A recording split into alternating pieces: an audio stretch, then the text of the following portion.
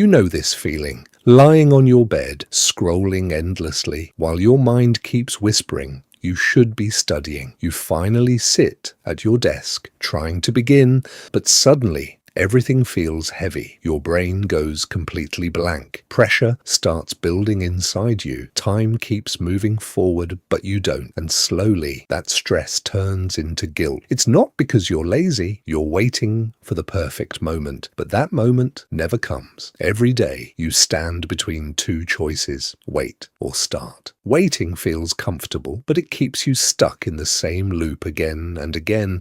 Starting feels small, almost pointless, but that small step is powerful. Just start for 2 minutes, because the moment you start, something shifts. The resistance begins to fade. Your mind slowly wakes up again, and without noticing, you keep going. Focus builds. Things feel clearer.